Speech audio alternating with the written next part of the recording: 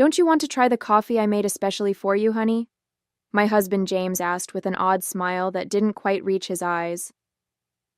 I was sitting at my sister-in-law Nina's elegant dining table in her Nashville home, where we gathered for our monthly family brunch. The coffee cup in front of me had a strange, almost metallic smell that made my stomach turn.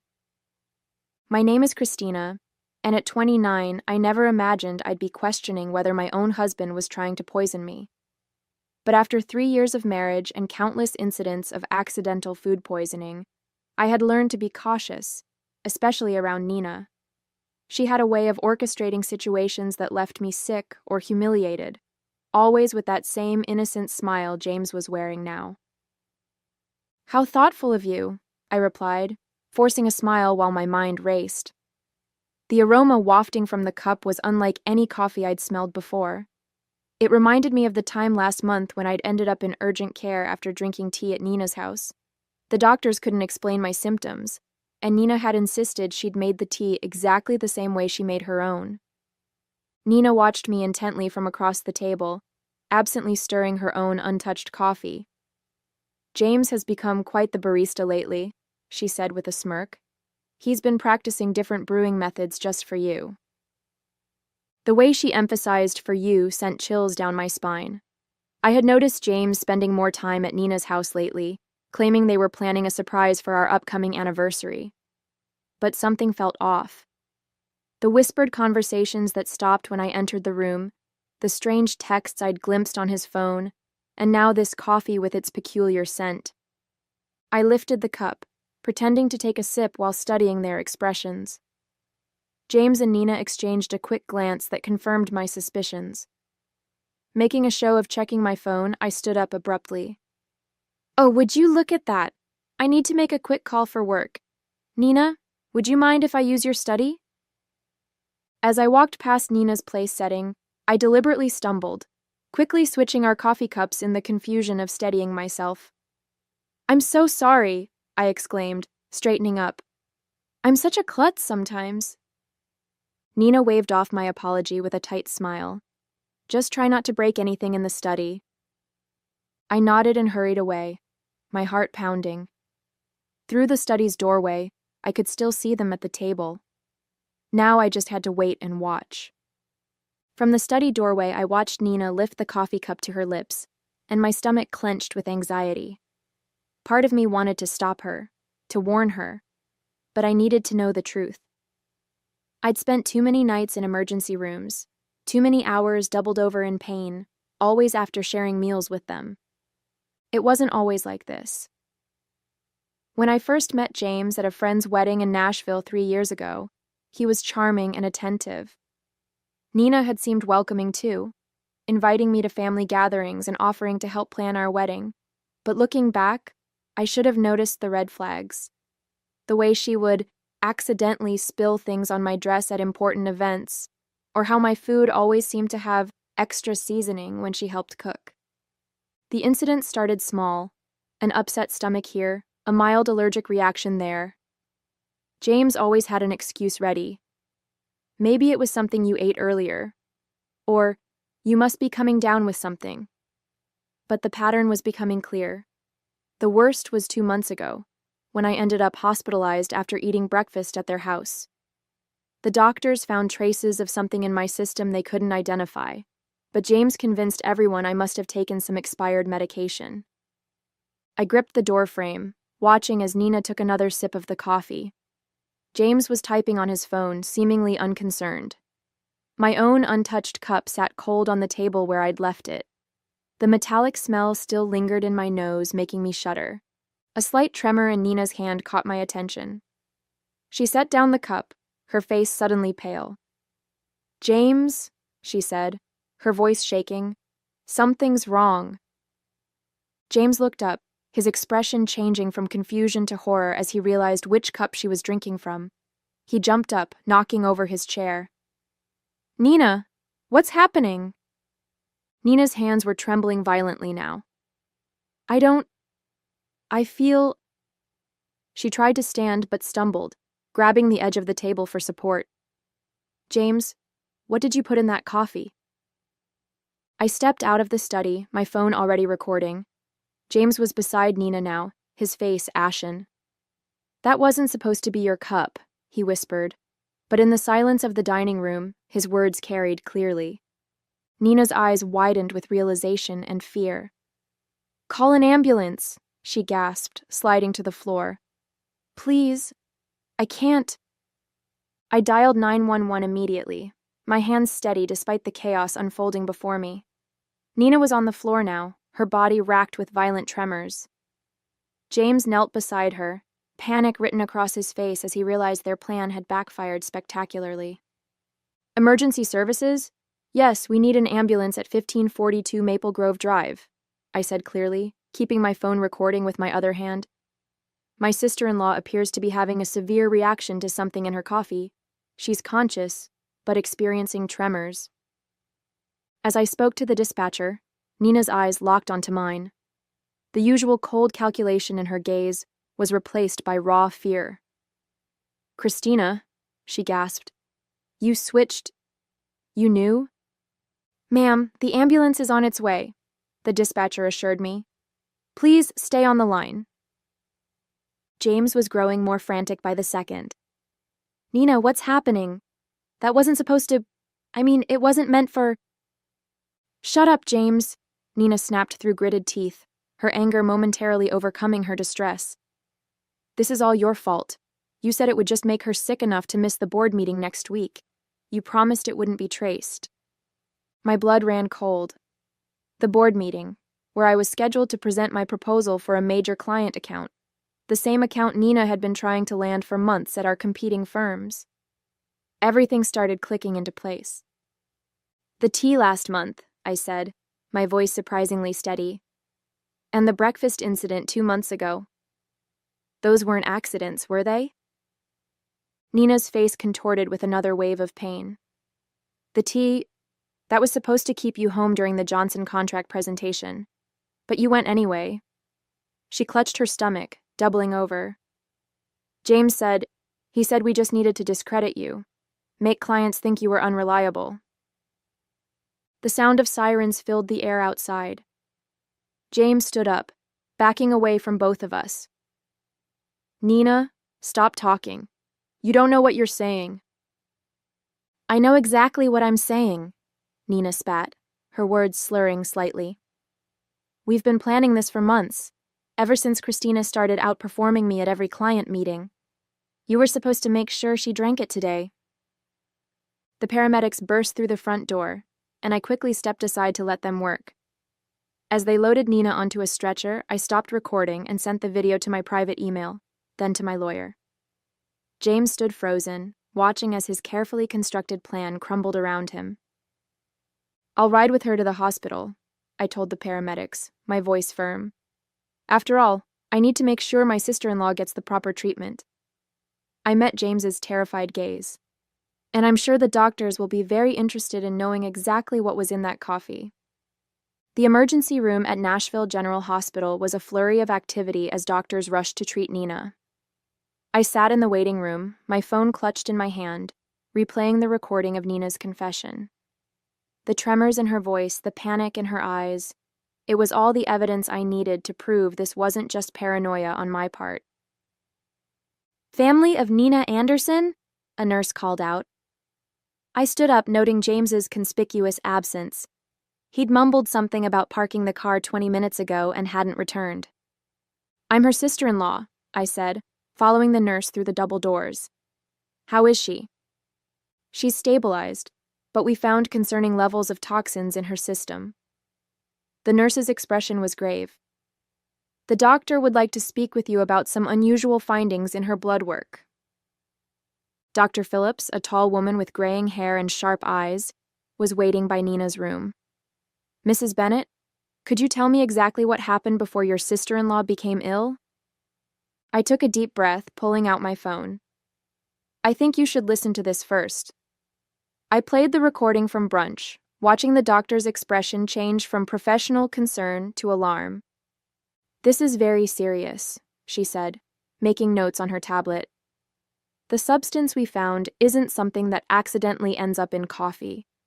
We're looking at deliberate contamination. Just then, James appeared at the end of the hallway, his face pale and sweaty. He'd clearly overheard the doctor's words. "Christina," he started, taking a step toward me. "Let me explain." "Stay back," Dr. Phillips warned, pressing the nurse's call button. "Security to room 412, please." James raised his hands in surrender. "This is all a misunderstanding." Nina was confused. She didn't know what she was saying. "Really?" I pulled up the texts I'd discovered on his phone last week, the ones I'd secretly forwarded to myself. "So these messages between you and Nina about making sure she's out of commission before the Henderson presentation were just friendly conversation." His face drained of color. "You went through my phone?"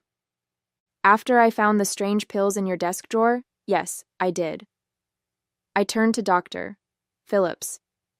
"Doctor, I've been hospitalized 3 times in the past 6 months with unexplained symptoms. I'd like to know if they match what you found in Nina's system today."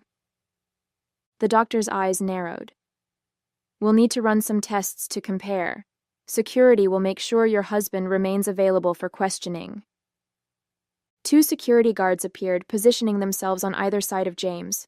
He looked trapped, his carefully constructed facade crumbling. "Nina and I," he stammered. "We were just trying to help you slow down. You were working too hard, taking all the big clients. Nina said if we could just make you take some time off." "By poisoning me?" My voice was steady, even as my hands shook with rage. "How long have you been doing this? Was it you who tampered with my food at the Christmas party, too?" James's silence was all the answer I needed. Behind him, I could see Nina's room, where she lay connected to various monitors. Her earlier bravado was gone, replaced by the fear of someone who knew their schemes had finally caught up with them. "Detective Mendoza is on her way," Dr. Phillips said quietly. "She'll want to take statements from everyone involved." I nodded, feeling a strange sense of calm. The truth was finally coming out, and there was no going back. Detective Mendoza arrived within the hour, her presence commanding attention in the sterile hospital corridor. She was a seasoned investigator who specialized in domestic abuse cases, and she listened intently as I played the recording from brunch and showed her the text messages. "Mrs. Bennett," she said, reviewing her notes, "you mentioned previous hospitalizations. Can you tell me more about those incidents?" I pulled out my phone again, opening a document I'd been quietly maintaining for months. "The first time was in February after a dinner at Nina's house. I had severe stomach pains and dizziness. The second was in April, the tea incident, and then in June after breakfast with them." My voice remained steady as I continued. "Each time, the symptoms were similar but just different enough that the doctors couldn't pinpoint a cause." The detective's eyes narrowed as she looked at my detailed log of dates, symptoms, and circumstances. "And you've been keeping records?" "Ever since I noticed the pattern." I hesitated before pulling out another phone from my purse. I also started carrying a backup phone with a different number. I used it to record conversations when I was around them. I have several where Nina and James discuss their plans, though they're careful not to be explicit. In one of the recordings, Nina's voice came through clearly. "The Henderson account is worth millions, James. We can't let her ruin everything we've worked for. Just stick to the plan. A few days of illness should be enough." James's response was equally damning. "I've got something stronger this time. She won't make it to the presentation." Detective Mendoza's expression hardened as she listened. Through the window of Nina's room, I could see my sister-in-law was now awake, looking significantly less confident than she had at brunch. "The hospital is running toxicology screens," the detective informed me. "Dr. Phillips has already identified several substances that don't occur naturally. We'll need samples from your home as well." A commotion down the hall caught our attention. James was arguing with the security guards, his voice rising in desperation. "I need to speak with my wife," he shouted. "Christina, please, you don't understand. We were trying to protect you." Detective Mendoza stepped between us. "Mr. Bennett, you're not helping your case. We've already found evidence of premeditated..." "Premeditated?" James laughed. a hollow sound that echoed through the corridor. We were just trying to slow her down. She was working herself to death, taking all the major accounts. Nina said if we could just make her take some time off. By poisoning her, Detective Mendoza's voice was sharp. That's not protection, Mr. Bennett. That's attempted murder. The color drained from James's face. Murder? No, that's not. We never meant to. Then what exactly did you mean to do? I asked, my voice surprisingly calm. When you put something in my coffee this morning, what was supposed to happen? James's silence spoke volumes. Behind him, I could see Nina watching through her hospital room window, her face a mask of fear and calculation. I wondered if she was trying to figure out how to spin this, how to explain away months of systematic poisoning as some sort of misguided attempt at helping me. We'll need both of their phones, Detective Mendoza told the security guards. And I want officers posted at both doors. Nobody leaves until we get the toxicology results. Dr. Phillips entered Nina's room with a tablet in hand, her expression grim as she reviewed the test results. Detective Mendoza and I followed, while James remained outside with the guards.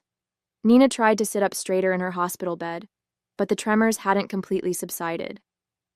The toxicology report shows elevated levels of several substances, Dr. Phillips announced, her voice clinical. Most concerning is the presence of a particular compound that's typically used in pharmaceutical testing. It's not something the general public should have access to. Nina's face paled. That's impossible. James said it was just something to cause mild symptoms. Mild symptoms? Detective Mendoza interrupted, taking out her notebook. Like the ones your sister-in-law experienced over the past 6 months? The door opened and another detective entered, holding an evidence bag. We found these in Mr. Bennett's office desk at the Anderson marketing firm, he reported, presenting several small bottles with clinical labels, along with detailed notes about dosages and reactions. I felt my knees weaken as I realized the full scope of their plan. You were documenting everything? Like some kind of experiment? It wasn't like that, Nina protested, but her voice wavered. We just needed to track what worked. The first few attempts weren't effective enough. You kept showing up to meetings anyway. So you increased the dosages, Detective Mendoza concluded, examining the bottles. Did you know these substances could be lethal in higher concentrations? The room fell silent. James, still visible through the window, sank into a chair in the hallway, his head in his hands. The Henderson account, I said slowly, pieces clicking into place. It wasn't just about that presentation, was it? You needed me out of the way permanently because the client specifically requested me as their lead. Nina's face contorted with a mixture of anger and fear. You were ruining everything. I built that client portfolio for years, and then you show up and suddenly everyone wants to work with you instead. James said he could fix it. By killing me? The words hung in the air, heavy with accusation. We weren't trying to... Nina started, but Dr. Phillips cut her off. The concentration in the coffee you drank today, the doctor stated, looking directly at Nina, was significantly higher than previous samples we've analyzed from Mrs. Bennett's earlier hospital visits. If she had consumed it, the outcome would have been severe, possibly fatal. Detective Mendoza turned to the other officer. We'll need a full warrant for both their homes and offices, and contact the pharmaceutical company listed on these bottles. Find out how they obtained these substances. Nina slumped back against her pillows, the fight draining from her face. It wasn't supposed to go this far, she whispered. James kept saying we just needed one more try. I stepped closer to her bed, my voice steady despite the trembling in my hands. Every time I got sick, every meeting I missed, every client I lost, you were both there, watching, taking notes on how your poison was affecting me. What kind of people does that make you? The silence that followed was deafening. Outside, I could hear James being read his rights as additional officers arrived. Nina stared at her hands, unable to meet my gaze. Detective, I said, turning away from my sister-in-law, I'm ready to make my formal statement now. The trial lasted 3 weeks, but it felt like years. I sat in the courtroom each day, watching as the prosecution methodically laid out their case against James and Nina. The evidence was overwhelming.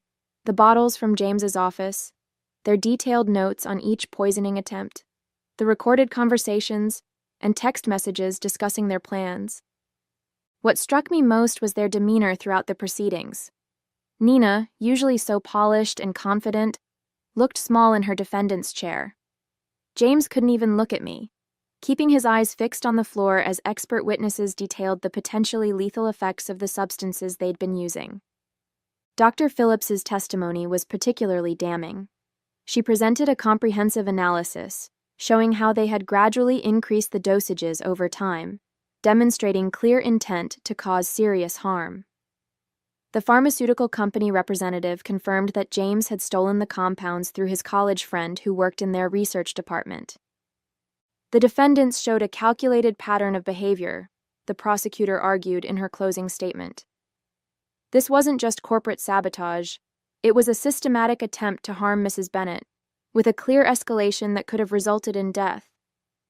When the verdict was finally read, I felt no joy, only relief. Both James and Nina were found guilty on multiple counts, including attempted murder and conspiracy. The judge's words echoed through the silent courtroom. The premeditated nature of these actions carried out against a family member over an extended period demands the maximum sentence. I watched as they were led away in handcuffs, thinking about how greed and jealousy had twisted two people I once trusted into something unrecognizable. Their business, their reputations, their freedom, all sacrificed in an attempt to destroy me. 1 year after the trial, I stood at the podium of the Nashville Business Leaders Conference, preparing to give the keynote speech. The irony wasn't lost on me. This was exactly the kind of opportunity Nina had tried to prevent me from achieving. The Henderson account, which she and James had been so desperate to steal, had led to several more major clients, establishing me as one of the top marketing executives in the region.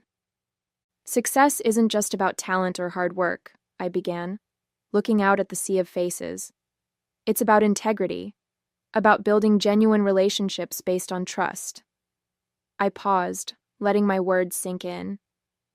Sometimes the biggest threats to our success come from those closest to us, but surviving those challenges makes us stronger. After my speech, several young professionals approached me seeking advice. One woman, her eyes bright with determination, asked how I'd maintained my composure throughout the ordeal. I focused on what I could control, I told her. I gathered evidence, trusted my instincts, and refused to let fear stop me from pursuing my goals. Later that evening, I received an email from the Henderson client, confirming they were renewing their contract for another 3 years. I smiled, thinking about how differently things might have turned out if I hadn't trusted my instincts that day at brunch. The local paper had run a small article that morning about Nina and James beginning their prison sentences. I didn't read it. Instead, I focused on the proposal for my newest client project, knowing that the best revenge wasn't about getting even. It was about moving forward and succeeding despite those who tried to hold you back.